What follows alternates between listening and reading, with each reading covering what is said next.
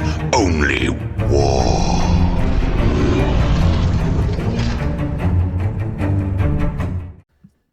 All right, what is up, gents? 40K Dirtbags here. We got another episode for the podcast for you today, episode 8. And this is actually going to be a 2-part series. So Keeble had a really good idea about this. So Keeble, what are we talking about today? Yeah, so I spent years as a close quarters battle instructor in the Marine Corps. And before we got into the tactics of what we were doing, we were always introduced with a set of principles. And in the beginning, as a young guy, I just took whatever they said as the gospel. So it would be principles or basic truths that never change. As I got older and I was able to create my own lesson plans and content, I chose to take the direction of principles being a set of behaviors. And coming to 40K, I started to see the similarities between those principles of behavior within CQB and then 40K. So, you know, most 40K players think that it's about data sheets and dice, and it is, but we want to start with the foundational principles of why we do things, right? And this is going to be a great opportunity to get in Derek's brain and extract how and why he does things.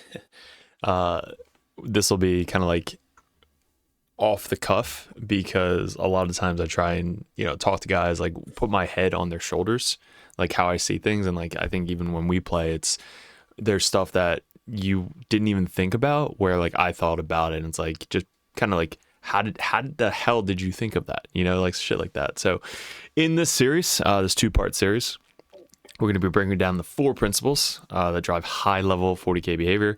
First 2, which is what we're going over today, the clarity and simplicity. And then the next 2 in the next episode are going to be decisiveness and tempo.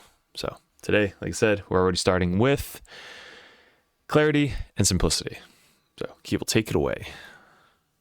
Yeah, so to me, clarity comes from the principle, know the mission. You've said a lot of things while we play that directly relate to know the mission. For this, I thought a better word would be clarity, right? And clarity with simplicity creates a cognitive architecture, which is essentially how do you think about it and how do you simplify it? The 2 questions that I'd always ask myself if I was presented with a problem and I didn't have an immediate answer is, where am I and what am I doing?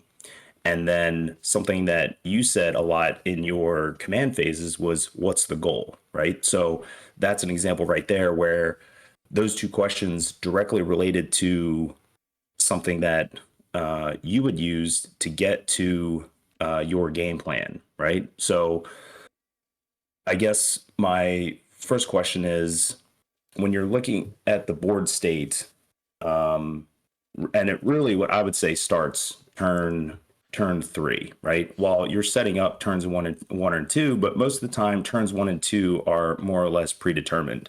And we'll get into that later as far as list construction and what is the overall capability of your army.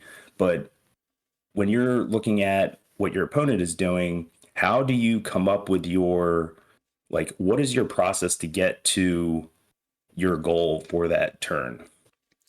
I guess it really just comes down to, like you were stating, the deployment, like setting up and kind of seeing what you have to do. Anytime you start the turn, you go through, you know, step-by-step command phase, then movement phase, then shooting phase, all that stuff. But like the biggest thing that determines what happens that turn is the secondaries. Like you're playing every single game based off these 2 little cards that are telling you how to play the game. It took me a lot when I first got into 40K because I came from War Machine, where it's just like, all right, kill the character, you win the game, like try and kill as much as possible. And then going into 40K, it's like, all right, well, this is completely different, because you can't just go on the table and just shoot everything and everything dies, because you could still lose games like that. Like I've won games where I've only had 3 models left on the table because you focus specifically on the secondaries, on the points. So if you focus mainly on points, the whole game aspect of what you do each turn is 100% determined on the secondaries. So I think like every turn is based off of that specifically. Like if I can't get that 5 points this turn, I could lose by 5 points at the end of the game. So each turn you have to get as many points as possible. A year ago or so, really like clicked where that 2 points could win the game. Like that 3 point secondary, you're like, I don't need to do this turn. Probably lost by 3 points. This happened at the GT against the Necron player. We added up all the points at the end. He had bottom turn on Scorch, which is fucking amazing for him. I won by 2 because earlier in the game I did the 3 my home field, no man's, and my opponent's deployment zone. I forget what the secondary is called. Relics? No. You do an action in all 3 zones and you get 5 points. I thought it was 6. Oh, it's yeah. Recover assets. So yeah, you do recover assets. Well, I brought my uppy downy dude in his deployment zone. I was like, I'll get it. I thought it was 6 in my head, so I totally fucked up there. But it's only 5. But I did it for 5 points, not even thinking about it. I was like, all right, let me just get as many points as possible. And then at the end of the game, I won by 2. So if I didn't do that, I would have tied the game with them, and it would have been completely different. A whole different outcome if I didn't go for all the points that I possibly could in that turn. So every single game, focus 100% on what that secondary draw is and how to optimize or benefit from that the most. Well, let me ask you this. So you started saying this a lot in 9th edition, and it kind of bled over a little bit into 10th, but I don't think you think of it as the same way anymore. But you would always say, in terms of trading units, right? Like you'd ask, well, how many points is this unit? Did I maximize the points from my unit to kill your unit? If I made the points back, then it was a good trade. And I think that works to a certain extent, but like, are there times where getting those 5 points or getting those 2 points, let's say it's mini area denial versus full area denial, are there times where you draw a secondary and you may max it, but it has worse consequences if you don't go for that secondary? Does that make sense? Yeah, that's a great question. Because people ask all the time, well, am I going to sacrifice my 155 point unit for 2 points? I mean, probably not. Like it really depends on what that unit's optimized thing is throughout. Yeah, like what is it supposed to do throughout the game? Is it supposed to get you points? Because then it might be worth it. But is it supposed to kind of like kill something? Like against Chaos Demons on my live stream on Monday, I I had something where I wanted to move up and kill the Nurglings. I think it probably was like no prisoners or something. I move up my noise marines, I get out of the rhino, and I shoot the Nurglings, and the Nurglings live. He rolled like 5 or 6 5-ups. So my 145 point Nurgling unit, or my noise marine unit, is now in the open, like behind cover, but in the terrain feature that can be shot by a bird, and all I got was 2.5 Nurglings for it. So I was like, how many points are the Nurglings? I'm like 40. And then I just sacrificed 145 points for nothing. Like didn't get any points, didn't get a kill, didn't get anything. So was that worth it? No. I should have just fucking moved up, kept him in the rhino, and just waited a turn.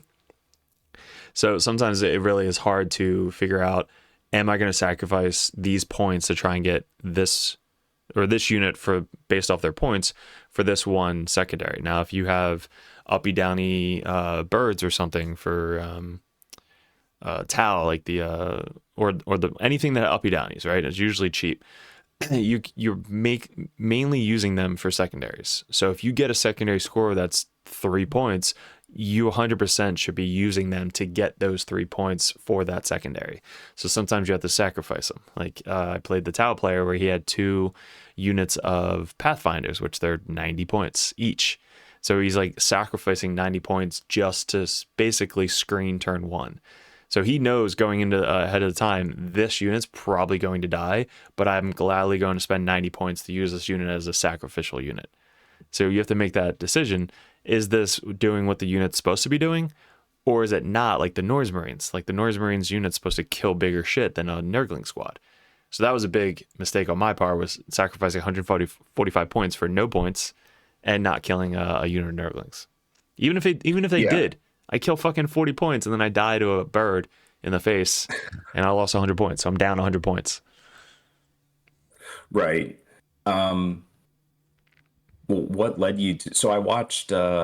I fast forward through most of that stream, and I did see the one Nurgling left over, but like, so what was the purpose of killing the Nurglings? Because I would make the argument that in um uh, the previous Death Guard detachments, where if you didn't kill those small chaff units, now they have the ability to advance up and then extend their contagion range. So there were plenty of games. I was helping like three dudes get ready, and they were all playing Death Guard. So I got pretty comfortable with making the decision to, I need to kill this stupid spawn unit, or I need to, overcommit to kill these other little units because in the following turn, they're going to get their 6-inch deep strike. So in this situation, it wasn't that, but what got you to like go after those Nurglings that were clearly there just to screen and be annoying?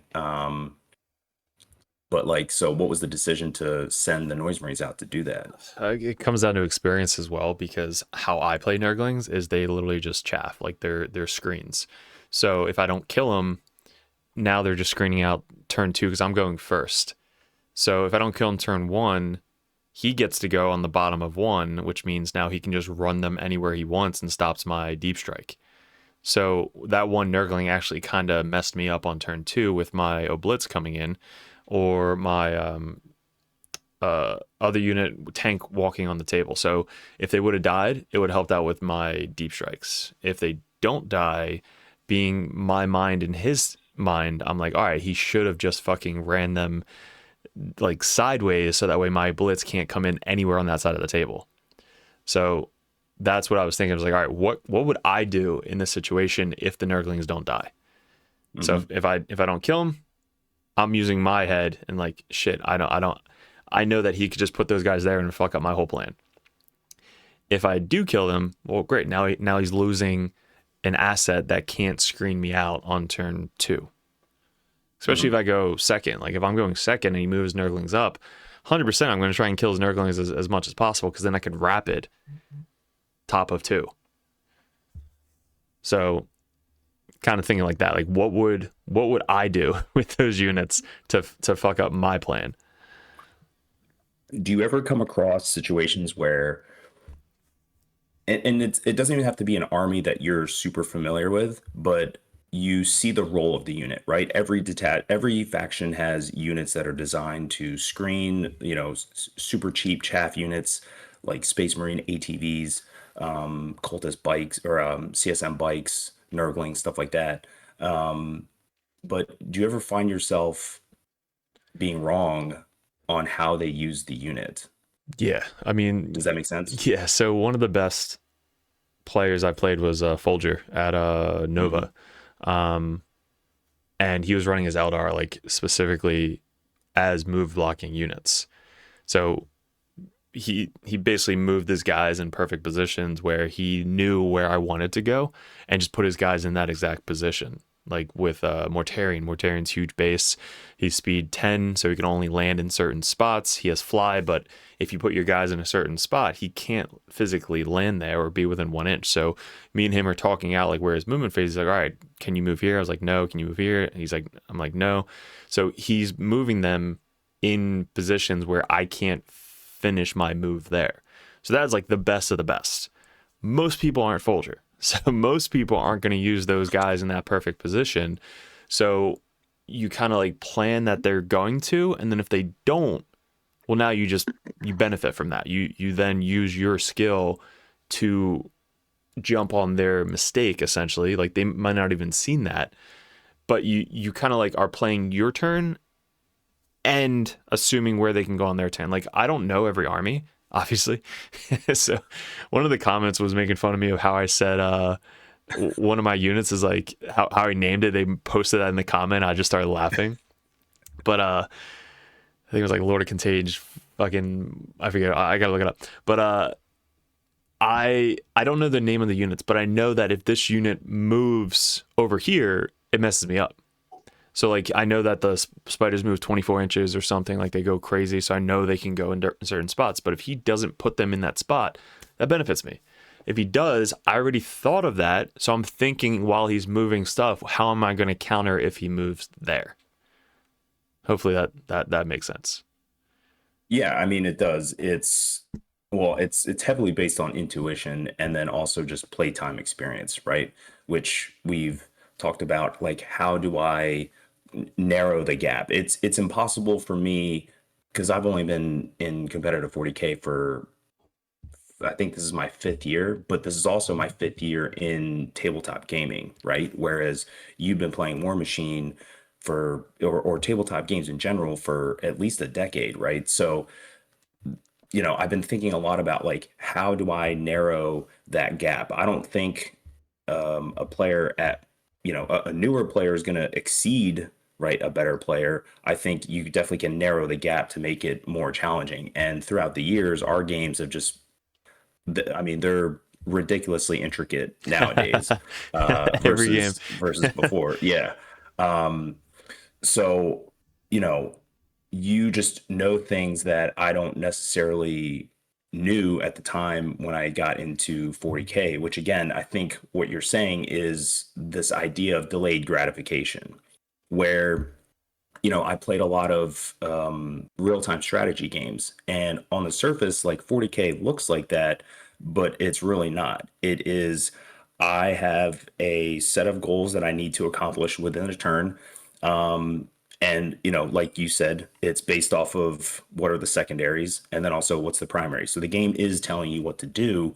It's hard to cut the noise out of all the distractions of, what is important. So again, like, a thing that I liked that you said way early in the beginning is, like, what is the goal of the turn, right?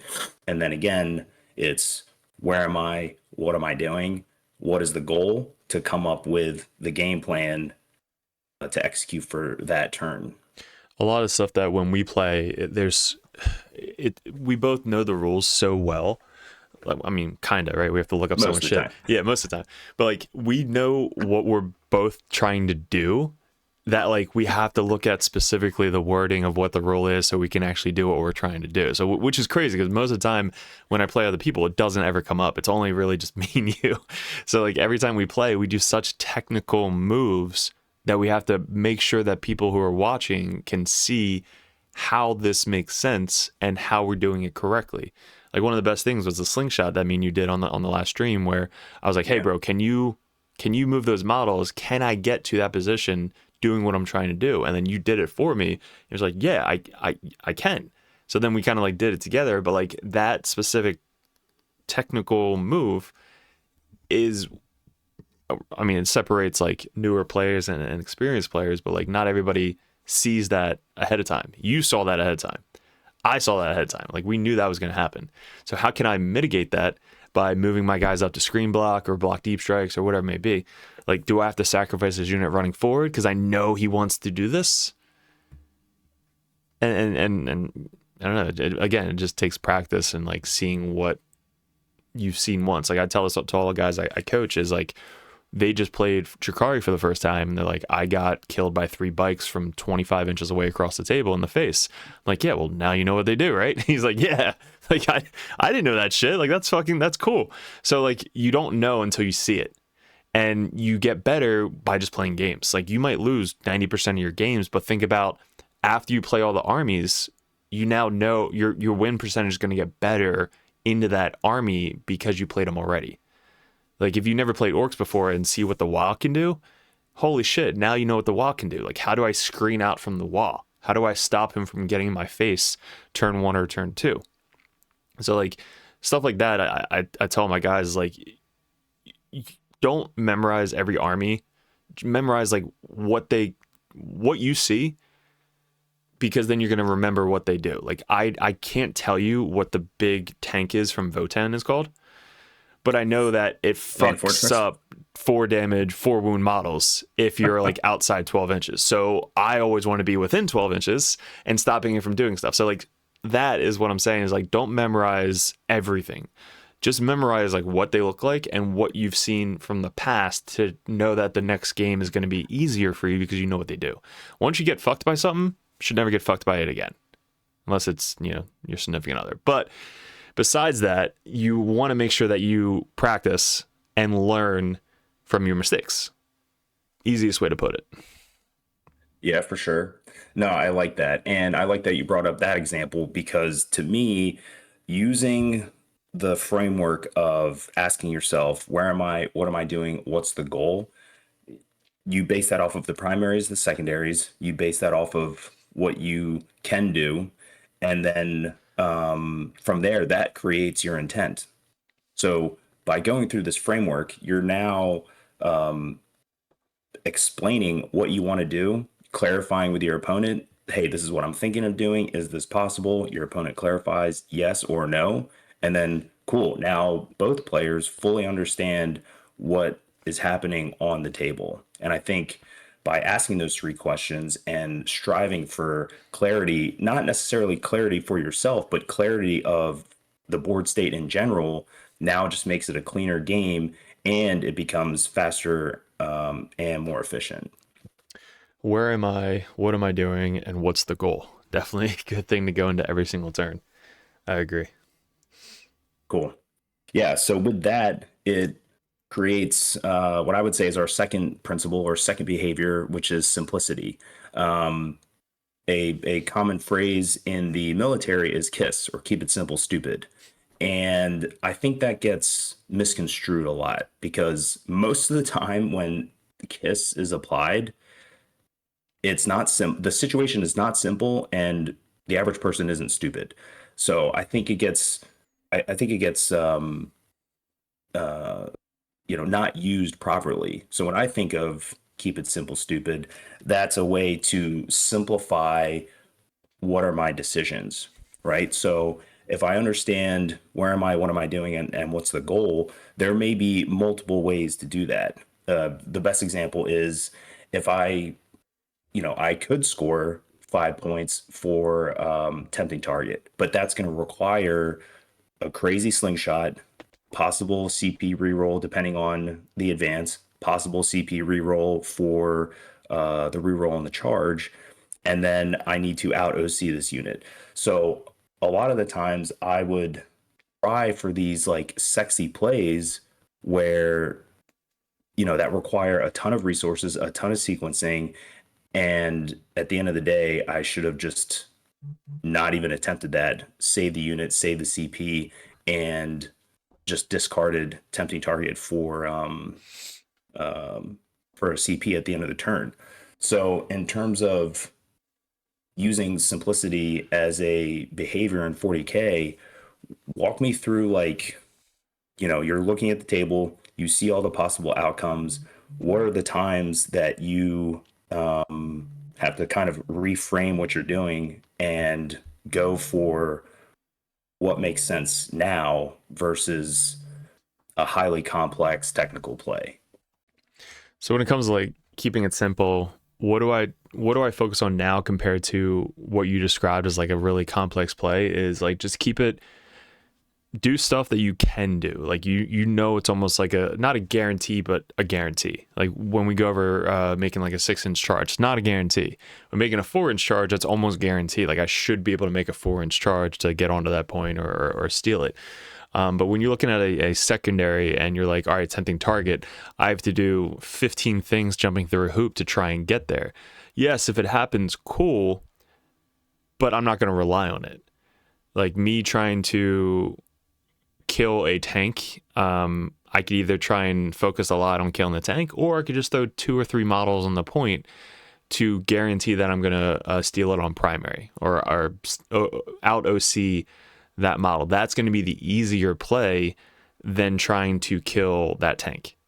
So I'm going to try and keep it as simple as possible. Like if I have to do something, I'm going to pick the easiest outcome to make that decision. So if I have two secondaries, one secondary is behind enemy line where there's absolutely no fucking way I'm getting behind enemy line. Like I'd have to like move up, charge, get 15 inches across the table, and like that's not what I'm going to do. So that 100% is out of the window. So that's going to be like a guaranteed CP for me going into that. But the second one, I never want to try and get a 0. If I get a 0, I picked really bad secondaries and there's literally nothing I can do. But I really want to guarantee that I get that 2 or 3 points because I know the next one is 100% out of my my ballpark. Also, with that is, I don't know if you've ever noticed, but I don't spend CP getting new secondaries. I don't know if that's just me, but like sometimes I'm like, there's absolute, like that CP might be worth it to my game plan to try and win the game with that extra CP compared to trying to get a secondary on turn 1 specifically, or turn 2. Like turn 1 and turn 2, you're going to get a lot of secondaries you can't do. So your opponent can control that, whether it be assassinate, behind enemy lines, tempting target, all that stuff. So I'm not going to risk that CP that I'm spending now to not get a good secondary.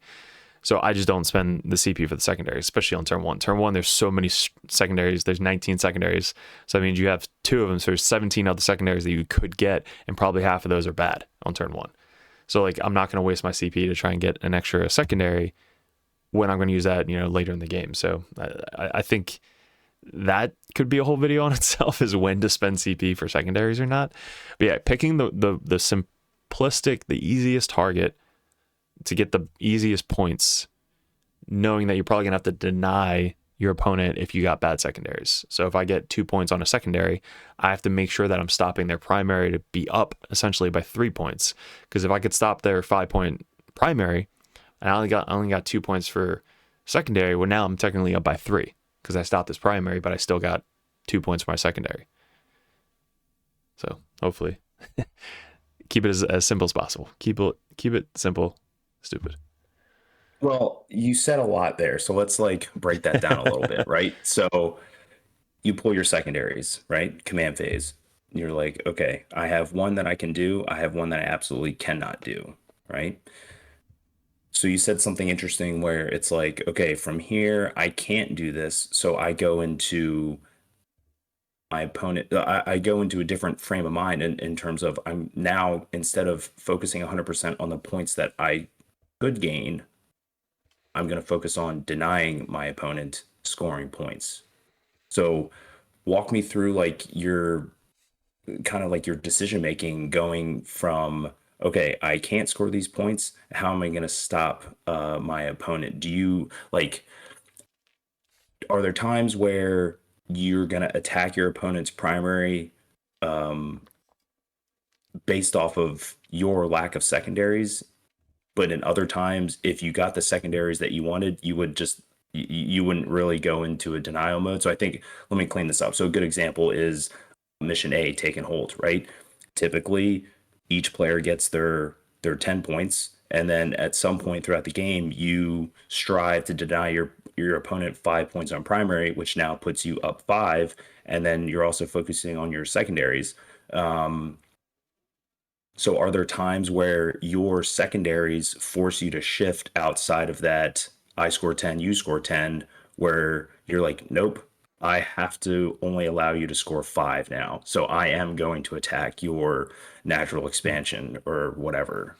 Yeah, I mean, it's easier for me to say because I play horde armies, but I try and stop primary almost every single game. Like every game I go into, I have to almost guarantee that I'm getting 8 or 10 or whatever, like the expansion objective and then your home objective. Like those two should 100% always try and be your, I'm getting this every single turn.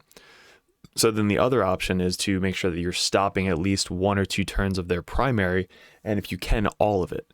So sometimes your lists are made to steal their primary, whether it be in their home field or not. So one of the missions is there's 4 objectives in no man's land. Well, they're not going to get scoring in their home field objective. Like you don't get any points for that. So you can just ignore that completely on that mission and just solely go for the 4 objectives in no man's land. So if you're going first or second, depending on how it is, you're either going to keep your 2 in no man's land, like 100%, put as many models as you possibly can on that center objective in your deployment zone. And then the other 2, 1 turn, you're just going to launch everything onto those points. And that's going to stop 10 points from your opponent in 1 turn. So almost every single game, I really focus on denying primary. If I can, I know that's something that I can control compared to the secondary cards, which none of us can control. It's all random. So if my opponent's getting really good secondary points and I'm getting average secondary scores, well, the thing that I can control most of the games is primary. Like, I know those are your objectives. They're not moving. They're not doing anything. They're there. Where I set up my units is to really get onto those objectives and steal them from you to stop your primary. So if I sacrifice this 10 boys unit to run up and just charge a random thing and then pile on and get 2 boys on the objective, I might have sacrificed that, but that sacrifice got me 5 points. Even though my secondary sucked, I kind of got 5 points, or technically denied you 5 points just from that little play. So almost every single game I go for primary denial, because then secondary, it's random, and yes, you're going to go for it, but like, what you can control is primary. So can I guarantee my 2 actions and deny their primary while getting okay secondaries? And I guess the Necron game was a great example of that.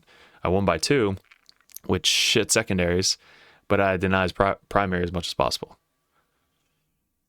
So so you went from, when we first met, you were on Grey Knights, and then you went to CSM, and the detachment that you really liked was Chaos Cold. But when we both decided to go to Space Marines, and then you pivoted to Orcs, right? And then playing Warhorde and that style, we had a conversation where I was like, dude, you're basically playing, I would say, a better version of Chaos Cold. Do you think, like, through your experience and time using Chaos Cold and that game plan, which is my army is built to deny primary and just flood the board, and then your pivot into Orcs, like, do you think you went to Orcs purely off of that, and why it was so seamless for you to go from Chaos Cult to Orcs, where you're basically taking the same play style or the same ideology, going from one detachment to another? Like, yeah, it's I mean, went to Kroot as well. Like, Kroot was the other Horde list, like 2 OPSEC everywhere, stealth everywhere, models everywhere. So it's really just like that game plan works, especially in this meta with all the Satans and stuff like that. But that, I guess that list build, it was easy transit. Once you get it, you can play any other Horde build. Like, I can probably go to Tyranids and play Tyranids with their Horde options. I could probably play Guard with their Horde options. Like, I can really play any faction that has a Horde option because of screening, deployment, stealing, slingshot. All those things work for every single army. So no matter what army you play, as long as you know those core things and how to screen out and stuff like that, you can use those same concepts in every single game. We played on Monday with Chaos Space Marines, like a normal, the new detachment. Well, I counted the models. I think I had like 22 models deployed for my entire army. And I was like, fuck, this is definitely 120 less models than I'm used to.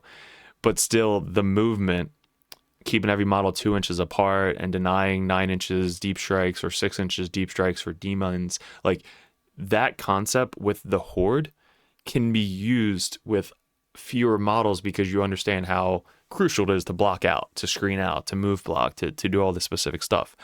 Like, I have 10 models in my Horde list, but you could do the same thing with 3 bikes. Like, if your 3 bikes are 2 inches apart, their base is a little bit longer, you can still screen out 30 some inches of the table with just 3 models. So yeah, it helped ease my transition into other armies, especially with Orcs, because Orcs are just Chaos Cult, but they hit a lot fucking harder for the whole army. You know, so like, it was an easy transition going from one army to another. As long as you know those core mechanics, it'll transition to everything. Mm-hmm. Yeah. I mean, I would say in terms of simplicity as a behavior, you defaulted to how you've enjoyed playing the game. Because I remember, what was it, at Fight Before Christmas, when you were so stoked in the car ride? I just thought you were just happy in general. And then we get to the store to practice, and then I didn't even see that you brought all your Orcs. I have been thinking about this all week. Oh, dude. And so I think also start dumping the bag out on the table. Yeah. I think just while we're on the topic of orcs, I think orcs and hordes in general, like for your opponent, it's definitely a mental like it's a lot in your head to be comfortable seeing what that looks like on the table, because every single horde game you're going to see essentially the same thing. You're going to see, your guys literally surrounded by bodies everywhere, and looking at it, it's like there is just no way I'm going to get out of this. And then most of the time, your dudes are going to fight out of it. Now the caveat is, did you auto see? Are you like, denying that, which is very difficult when you throw 20 boys onto an objective. I mean, how do you chew through, not only the 20 bodies, but also the 40 OC, and then, God forbid you put two of those on a single objective. But I think in terms of simplicity, like you went to a play style that really works for you, and maintained it regardless of, detachment.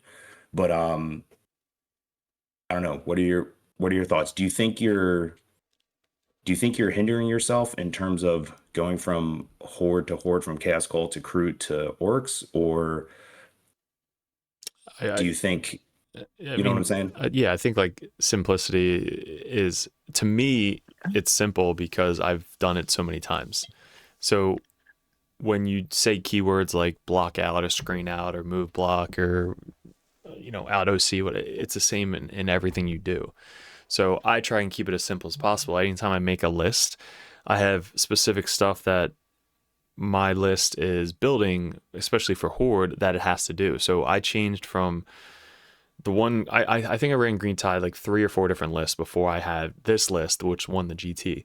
So I have units that specifically are there to move block. I have units that are specifically there to out OCU, and then I have my hard hitting units, and then I have my screening backfield units. So I have like every unit has its role, especially with horde. Like with Chaos Cult, it was the 3 ACDC bricks that was my hard hitting units, and then everything else was literally there just to kind of like screen block, move block, LOC, whatever it may be. And then I had Bile and the 10 cultists to be like a road bump, like in the Rhino, to like move up 12, get out, shoot, and whatever. So like each unit had its specific role. So if I use those same roles in a different army, well, great. I have my speed bump Gaz brick. I have my other 2 20-man bricks that hit hard. And then I have my 10-man bricks that are there specifically for move block and out OC. Crute, essentially it's the same thing. I have my gorillas, which are like the hard hitting units. I have my 2 riptides that like shoot and kill vehicles, and I have all my other crute to like move block, screen, all that stuff. And then I have my 20-man with the 2 characters that are the roadblock, right? They're like the big unit that are just F you, here you go. So every single army I build the same way because it's that simple. Like every time I run it, it is like, this is what works. This is the formula of simplicity for a horde list. No, that was good. While we're on that, walk me through, like, so how do you reduce, um like, how do you reduce options, right? So goes over to your turn, you're in command phase, you're looking at the board state. We already talked about, right? What is the what are the secondaries telling me to do? And then also, what is my primary score? Is my primary score going to be affected next turn, right? So we're kind of going through this whole process. How do you reduce, the you know the multiple situations presented to you in terms of, well, I've got to worry about this shooting lane, I've got to worry about this unit advancing and charging up, I've got to worry about, this unit teleporting or whatever. So what is your process for simplifying the board state to really focus on what is important right now for this turn, which is your goal? That's a really, really good question. Because you don't want to overcomplicate it. Like your turn should be less thinking, more like doing. You give a great thing with like deployment. Like I have I want to go up to the table and I deploy this way, and that's the way I deploy. So any turn that I have, like if I'm thinking about my last game, my models, I can literally picture them right now. I have boss Snickrot, which is the solo guy. He's in the top left corner. He deployed there. He probably moved up a little bit, so in case I have to get on an objective, I can move up 6 and get on an objective. But if I don't get a secondary that needs him, he doesn't move. If there's nothing threatening him in the next turn that I can predict, he stays right there. My commandos, 5-man commandos that start right next to him in the top left corner, are there to either move up and get on objective and do an action, or screen out that side of the table. If I don't get a secondary that needs them to do anything, they don't move. My back 10 grots on my home field that get me a CP if I roll a 4+, that are screening out my backfield, if I don't have anything that's coming at my backfield, or I have to worry about like 6-inch deep strike, they don't move. So that's 3 units on the table that don't have to do anything if I don't pick the right secondary. The jump back infantry, they're in reserves. So if I don't have a secondary that need them to come in, they stay off the table. I don't even have to think about them. They're just like, hey, I don't have any secondary that I need them for. Boom, they're off the table. Gaz's unit is literally, if I'm thinking about layout 1, is in that little V right there. If he didn't give me a slingshot, they're not moving. so like everything that I'm like planning for each unit to do, if my opponent doesn't give me anything, they're literally not moving. Sometimes I have units that like are commandos, they're in the center, that to do like area denial, secure no man's land, teleport locust, whatever it may be. They're there to do that. If I don't get the secondary, they're not doing anything. They're just kind of chilling. Zodgrad. If I'm not going to Wah with Zod, with the Gretchen to like move up 20 inches and fucking charge, they're just chilling. So I try and make it as easy as possible with my units by not overcomplicating it. And going back to the beginning of our podcast, secondaries determine what I do. So if I don't get the right secondary, I'm not doing shit. I'm just going to be like, all right, I don't have to kill anything right now. Pass turn. Go. And then just see what they do. If they get shit secondaries or they don't have anything on objective, I know that they're only going to get 5 to 10 primary. If I have to send my units out to go out and deny primary, I might do that to stop the primary. But then if I don't have to wah, my turn is the easiest turn ever. I move up, try and deny some stuff, get my secondaries, and then pass turn. If he then doesn't move up to where I can wah, my next turn is going to be as easy as my first turn was. So move up, don't do anything, do my secondaries that I can, pass turn. Then if he doesn't move up by turn 3, I'm probably winning the game, because I probably have the center objective, because I probably tagged one model on the center objective, so he has to do something. I already have my expansion objective, and I have my home field objective, so I'm going to win on primary just with those 3 if he doesn't do anything. But if he does do something, wow, here you go. Here's my whole army. It's like, that's the game plan.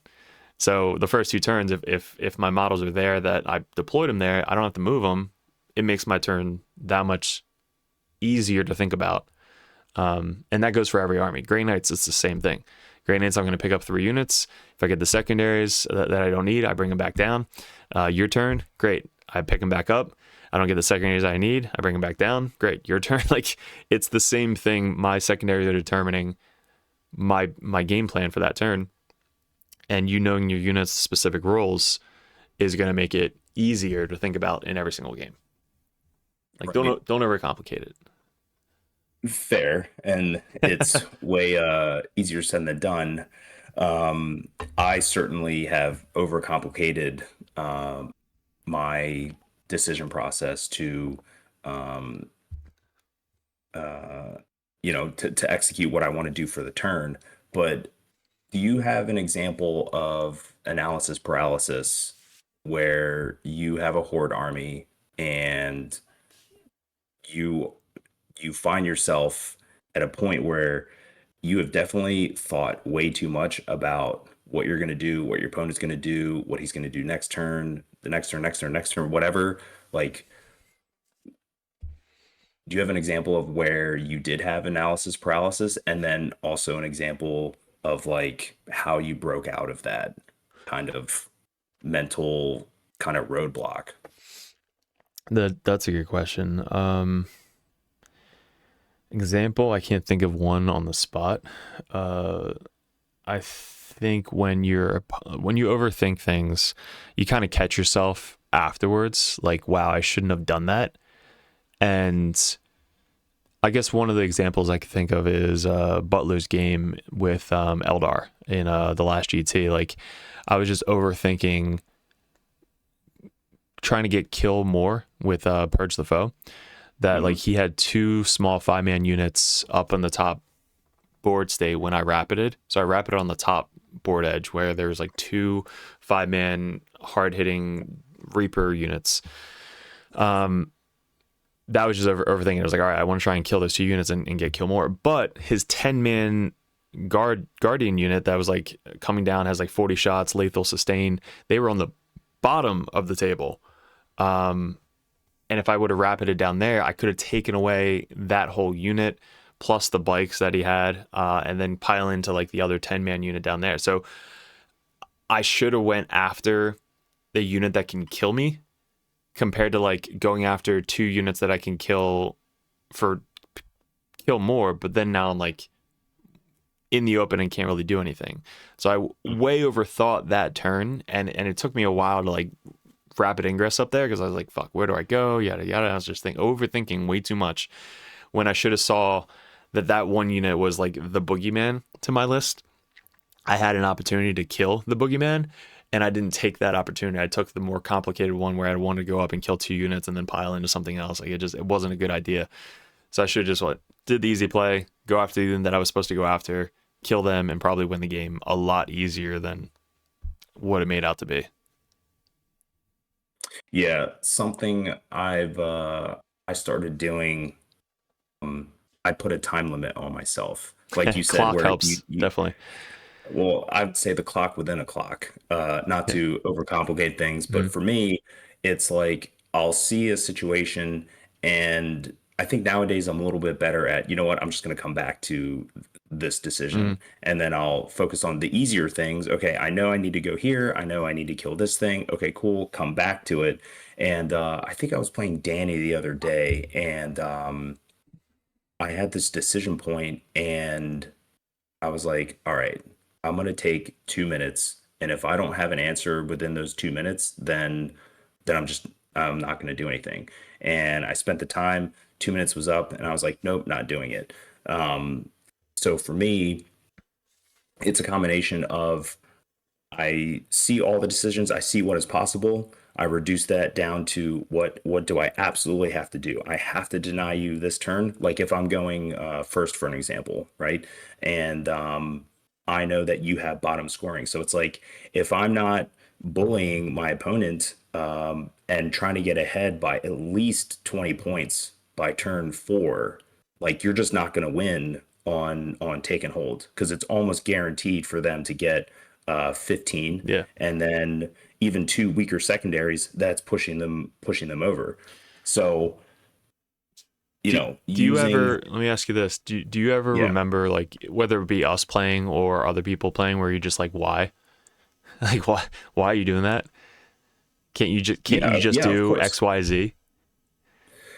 Yeah. And there's a ton of times where even after asking myself, where am I, what am I doing, I'll have to ask myself that again if I'm not coming to some sort of conclusion where it's like, okay, all I need to do is stage behind the L if we're playing layout 1, wait for the next turn. I need to make sure I hold my primary and then score these 2 secondaries. That is it, past turn. It was really fulfilling doing that coaching RTT where Anthony and the Dumpster Fire guys set that up. They had one senior player to almost every 2 tables, and that was a common discussion where one of the players would be like, hey Mike, I have no idea what to do. I'm like, well, what are your secondaries? And it's like area denial and I don't know, recover. I'm like, okay, cool, well, you're going to send a dude to the center, you're going to have 2 units that recover, 1 in your home, 1 in the midfield, stage behind this wall, because we just kept it layout 1 the entire day, and that's it, and you're just going to wait. And they kind of look at me and they're like, that's it? I'm like, yep. There's nothing else to do. You know, so it's always easier to see your friends or see a game and you're like, dude, that guy's like way overthinking what is happening, than to identify it for yourself. So for me, I have to put time limits, because it is the worst feeling when you bust your own time hack. And it's sure it's as simple as, yep, like deployment should, deployment turn one should be about 15 minutes, turn two is like 20 minutes, turn three is 20 minutes, turn four is 15 minutes, turn five is 5 minutes, right?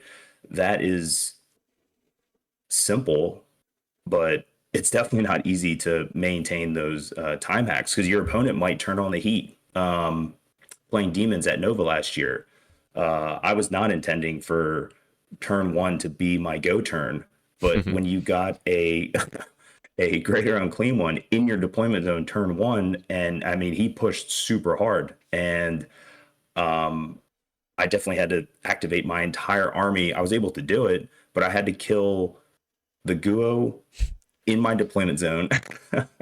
Like Abaddon's going out Yeah. turn one. That's not normal, right? And I busted my time hacks for turn one and two. But I was like, all right, reducing all those demons turn one, I should make up the time on the back end. I mean, keeping it simple could be as easy as if you're playing a Satan build and like you ask, hey, do you have any reactive moves? Do you have any fallback and charge? Do you have any of this stuff? Like ask those questions before. And then if they're like, no, I'm like, all right, cool. Well, I have 4 guys that pass battle shock over here. I'm going to get out of combat with you. I'm going to put them on the objective. And now I out OC you on the objective for your primary. So instead of me trying to like fight my way through a Satan, which I'm probably not going to kill him, I'm just going to back up, an inch and a half, sit on the point, and just, here you go. And then as they're trying to kill your guys that just backed up for free, you then have something else on your turn to steal primary again, like the next turn. So like keeping it as simple as that could win you more games than trying to like, all right, do I throw a grenade? Do I try and charge with this unit? Do I shoot first? Do I fall back? And like, you think about all this other stuff when really all you have to do is fall back, out OCM, and then you have that point. Like, yes, he's going to kill you, but those 4 models that were probably dead anyway, they just got 5 points for you by denying your opponent, by not staying in combat. Another thing could be like, I have 10 guys in my Kroot. I'm charging into a Geo and a great unclean one. And I'm like, all right, how many attacks do you have? He's like, or better example, charge into a broadside or something like that has like 5 or 6 attacks. You're like, all right, so you don't have 10 attacks, right? They're like, no. I'm like, all right, what's their OBSEC? They're like 3 or 4. I'm like, all right, cool. So if you kill with every single one of those, 5 of them, I still have 5 guys left. I'm going to out OC you. They're like, yes. I'm like, cool. Here's 10 Kroot. Roll whatever the fuck you want. I don't care. You fail all your saves. Great. I still out OC you. So I'm like, I'm not even thinking about killing you. I'm literally just trying to think about how many attacks do you have in melee? Minus the guys that I have on the point. That's how many I've left. I out OC you. So there's there's me stopping your primary. Well, then as easy as that. Yeah. On the flip side, because you've been in hordes for a while, the situation I run into is like, do I have enough guns or enough melee attacks to take it out? And on the surface, if you WA, the answer is always no. So going into hordes, and like I said before, knowing mentally that at some point in the game, there's going to be 100 models, in the midfield, literally strung across from board edge to board edge. You have a couple dudes here and there. In my head, to simplify it, going into those hordes is I need to focus down on certain objectives or focus down on certain units to chew through those bodies and to out OC. I can't do it everywhere, but where can I do it, and where would it be the most impactful to keep that differential in scoring as close as possible? Because you're all right, cool. Yeah, so just to summarize what we're talking about, we use principles as behaviors, and that creates the foundation for why and how, not exactly what we're doing. I think those tactical videos that you make are really good for what to do. This series is more about how to do it and what is going on in our heads as we're coming to the decisions that we make. We're going to do that in 2 ways. We're going to use clarity to gain simplicity. So to gain clarity, we're going to ask 3 questions at the beginning of every turn. Where am I? What am I doing? And what's the goal? And then through that, reduce the options available to you to focus down on what is important right now, which helps you simplify your game plan. If it feels too sexy and too technical, just pull back and just do what the game is telling you to do. Yeah, they made 10th edition very simple and very easy to think about, especially with the secondaries. Reducing everything, reducing strats, reducing, data sheets, upgrades. Like they're trying to make the game as simple as possible, but it's still very technical, and you make it even more technical by overthinking everything. So keeping it as simple as possible and just focused on the secondaries that they give you to get points and denying primary points, it's going to lead you to win a lot more games in 40K. Yeah, for sure. Quick question from Patreon. Again, we got Nate, Big Melta Energy. How to manage the late game. I seem to get overwhelmed and indecisive on turn 4 and 5 at times. Try to maximize scoring and deny opponents, but overthink it at times. So what advice do you have for Nate managing late game? I mean, you kind of like know where the game is going on turn 4 and turn 5. Like if you're running out of units, you know by turn 5 you're probably not going to have really anything left. That's especially if you didn't do well turn 1, 2, and 3. So I think the biggest parts of the game are 1, 2, and 3 to really determine how 4 and 5 are going to end up. You can kind of guess where the game's going to go by turn 4 and 5. If you have such huge pressure turn 2 and 3, you have to make sure you get enough points back or deny enough points. That way turn 4 and turn 5 are just coasting for you. In the Necron game that I played, I almost lost the game because I didn't set up essentially the best I possibly could going into turn 5, but I denied enough points turn 1, 2, and 3 to get me enough points on turn 5 to win by 2. So it really just comes down to the beginning of the game, which is going to lead well to the end of the game. If you're losing on turn 5 most of the time, what could you have done turn 1, 2, and 3 to make sure that turn 5 doesn't happen? So a lot of times when I'm coaching my dudes is I look at the score sheet and I see that like turn 2 and 3 you gave him a 15. Well, how did that happen? Like how did we not set up whether it be deployment or turn 1 or turn 2 secondaries to give him a 15 on primary? A lot of times when you get a 15 on primary and then they deny you primary, the game's really not gonna really go into your benefactor, because by turn 5 you're probably gonna lose a lot in that case. So I would say focus more on turn 1 through 3 to make it easier on turn 4 and turn 5. So to answer your question, if you're losing on turn 4 and turn 5, it's because 1, 2, and 3 need to be a little bit better. I like that. But let me throw this at you, because there's a lot of times where the game, the differential stays a lot closer. So an example is like hidden supplies, right? Where you have those that extra 2 objectives in the midfield, but you only score in the midfield. What do you do to help over analyzing late game when the differential, like where it's basically tied? So going into it like tied, yeah.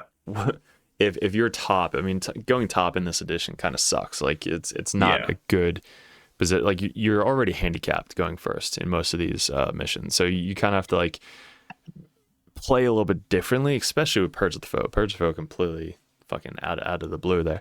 But if you're going into like turn 5 tied, assume that they're going to get max primary. Assume that they're going to get good secondaries. What can I get for secondary points, and how do I try and stop their primary? By either killing units that are going to either auto pass battle shock and run to a point. Like, can I kill that unit this turn to make sure that he can't get that primary? Or can I move block him that he has to like kind of go through me to get onto the point to do something? And then when you're thinking that, great, that's one part of it. But then the second part, can he charge you and then pile onto the point afterwards? So is there something that I could like do where if he charges this unit, can he pile onto the point? Or does he have to like stop there and then now he's in the middle of the board and he can't consolidate 3 inches onto an objective, so he's just stuck there? So like where is he going to end up on turn 5 to try and get on the point? Can I stop him from getting on the points or no? So turn 5, if you're that close, how can I mitigate this as much as I possibly can? Yeah. No, I think that's fair. And to your point, something I started thinking differently in terms of going first or second is that differential. So it's if I'm going first, then I need to make sure by turn 4, I'm flooding the midfield objectives with literally as many units as I can, to hopefully like just activation lock my opponent into they don't have enough guns or knives to chew through all of my stuff to get me that primary that I need for turn 5. But moreover, if I'm going first, I'm looking to be ahead no matter what, the best I can by 20 points going into 5. Like you said, I already made the decision that, yep, they're going to get their 15, and I can't really stop that. Um, but did I kill enough of their action monkeys to where they can't score those high point secondaries, right? Yeah. So Sometimes like running away as well could help out. Like if you have a tank that's still alive somehow on turn 5, like can that tank pick up some guys and then fucking yeet across the table just to get as far away as you possibly can? I was playing Butler with Perch the Foe, and every time I had a model that was like 1 left in the unit, I would just run into the battle wagon. So like the battle wagon had 4 or 5 different units in it. So on turn 5, I moved the battle wagon up because he didn't really have anything else to kill it at that point. It's like toughness 12. And then all the guys inside the battle wagon dumped out on the other side of the wall. So now I have the battle wagon, Boss Snickrot, Zodgrod, Commando, a Gretchen, and like another dude. So I had like 6 models all next to each other in no man's land that if he picks up whatever the one where you have to have more units in no man's land, you're fucked. Because now I have like just 6 random units that I planned out ahead of time to just throw out in no man's land that you now need 7 plus, which at that point you probably don't even have 7 on the table. But that just stopped 5 points by like mitigating it as much. I could have kept them in the battle wagon, but then I only have 1 compared to 7. So that overwhelming force, defending your home field with like turn 5. So like on turn 5, I might run all of my Gretchen onto my home field. Like, all right, here's 10 OPSEC. If you kill 5 of them, I still out OC you. Doing little stuff like that, like planning if he gets this secondary, do I have something to mitigate it? If I have like 1 guy in my deployment zone, should I just run him into no man's land in case he pulls that secondary? If I have 1 guy on the point, I already scored my primary, does me being on the point benefit me or him on turn 5? It's going to benefit him because if he can kill that guy and get overwhelming force or take that objective from me, that's 4 to 3 or 4 points that he's going to get that you could have mitigated by just thinking what secondaries did he not get yet. Like ask him, hey, did you get overwhelming force yet? No? All right, great. He's running off the objective. Oh, you got overwhelming force? All right, he doesn't matter. Did you get overtaken objective yet? No? All right, he's running off the objective. Like shit like that would definitely help out. I guess in on turn 5, really. no, I like that. And then again, sometimes when you have less models, it can be a little bit like you're almost thinking too much about everything that you just said, right? So I think, Nate, another way to do it is, again, what are my primary? What are my secondary? Can I deny my opponent's primary? What potential secondaries can my opponent get?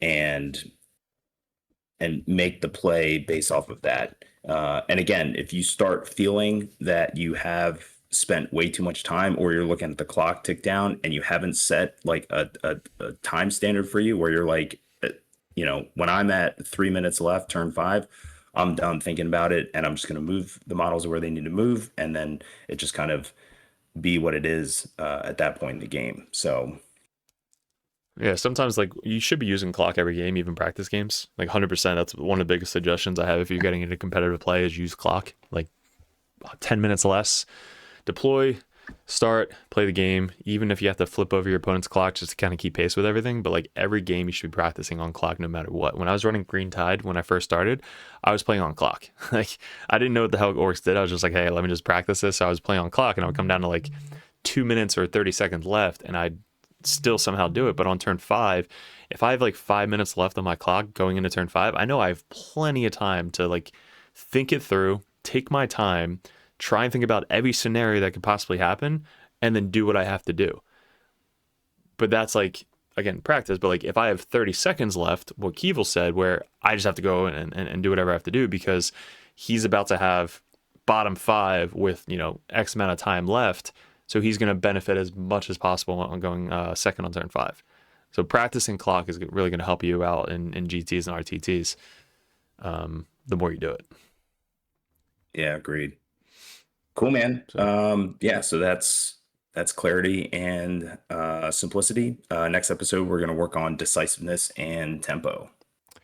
Yeah, so we got, obviously you guys can tell that me and Keevil are putting a lot into the podcast. So if you guys want to support us, head over to patreon.com. We get questions answered. You get your own Discord link on Patreon, and as well as all these videos go ahead of time on patreon.com before they hit YouTube. So you're talking about like a week or two. Sometimes you get to see these videos ahead of time. There's also special tactics that you can't get on YouTube that are specifically through Patrons.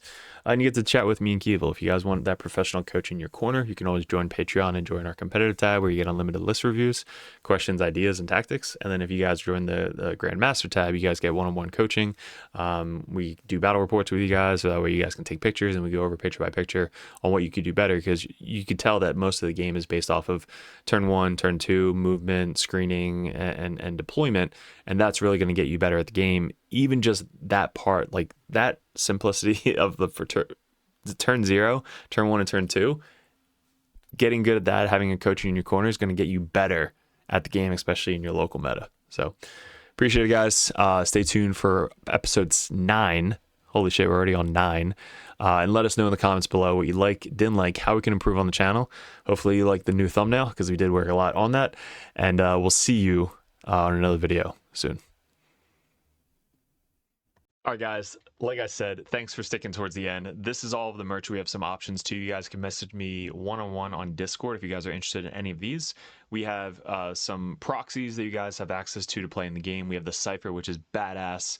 We have the Tech Priest, which usually has Grey Knight bits. We have the Phobos Librarian. We have the Phobos Lieutenant with combi weapon. We have the Caldus Assassin, which is one of the best prints we have.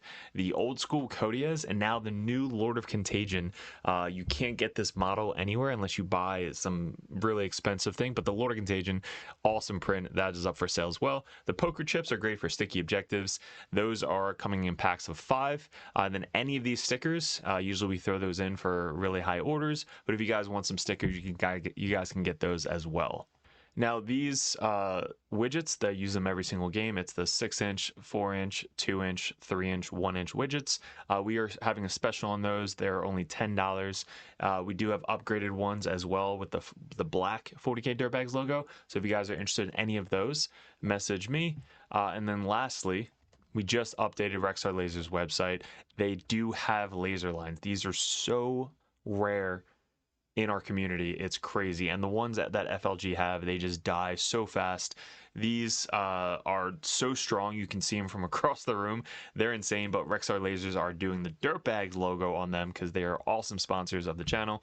So head over to them in the description below. And they also have terrain pieces as well, which is if you use the code word Dirtbags in the checkout, you get free shipping on anything over $50. And now my favorite part of it is the merch store that we had set up for about a year now. It's doing very well. I love seeing these at tournaments. I love when you guys come up to me and you have the Dirtbag merch on.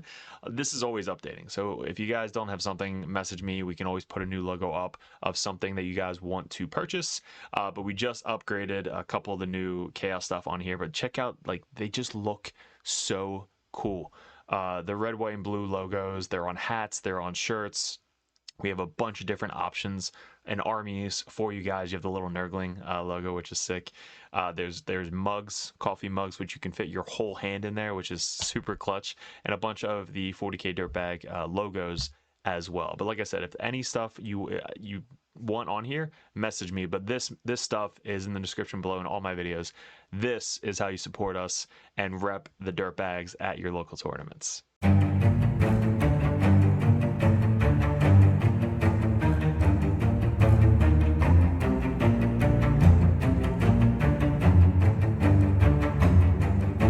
What is up, gents? 40K Dirtbags here. If you guys are interested in joining the Dirtbag Nation over at patreon.com, you get a bunch of perks. What we did in 2024 was we really expanded. I had traveled a ton and I played my ass off in 40K. Right now, we're ranked #1 best player in the United States on ITC rankings. We were the #1 Chaos Space Marine player in the world this year in 2024. 2 years ago, we got ranked #1 Grey Knight player in the world, and this year we're probably going to go into Death Guard, hopefully when the new Codex comes out, or Emperor's Children. But you guys, if you guys want that head coach or that coach always in your corner, just to ask questions, bounce ideas off, that's what the competitive Dirtbag and the Dirtbag Nation is all about. If you guys want to support the channel, you head over to patreon.com. You can join the Just a Car tab, which is $5 a month. You guys get access to the Discord Patreon tab. You have to be a patron to get into that Discord, and also I'm always there. All the other coaches are there. Basically, it's just such a good community over on Discord that you guys get specific access to it that only Patreons can get. If you guys want to bump that up, the competitive Dirtbag tier, you guys get to message me or another Grandmaster or another Dirtbag coach over the Dirtbag Nation to add unlimited questions, list ideas, list reviews, and bounce ideas off of. That's what having a coach in your corner is all about. If you guys want to bump up to the Grandmaster tier, that tier you get every perk under the sun. So basically you get access to Discord, you get one-on-one coaching, you get a call once a month if you guys would like to go over any RTTs coming up, any GTs coming up, any list reviews live over Discord chat, and also a special perk that Grandmasters get. If you guys want any video suggestions like we do all the time with these table setup that we just upgraded thanks to the Patreons, you guys get suggestions or battle reports you want to see specifically played live by a coach or myself on the next battle report, or a live battle report coming up on the Patreon. So you guys get obviously first access to all the videos. We post them first on patreon.com, but there's just a ton of benefits to having a professional coach that plays this game all the time at the very, very high competitive level in your corner at all times. And that's really what the Dirtbag Nation is all about, getting you guys better at 40K, the basics, and being good in your community. So if you guys want to support the channel, I really appreciate it. Couldn't have done it without you guys in 2024, 2025. I am super stoked for, super excited for. We really want to get a bigger studio going. That is going to be my focus in 2025, is really growing the community on YouTube and Patreon specifically. So thank you so much for 2024, all my Patreons. If you guys are interested in joining and want that coach in your corner, head over to patreon.com and support the channel. Appreciate it.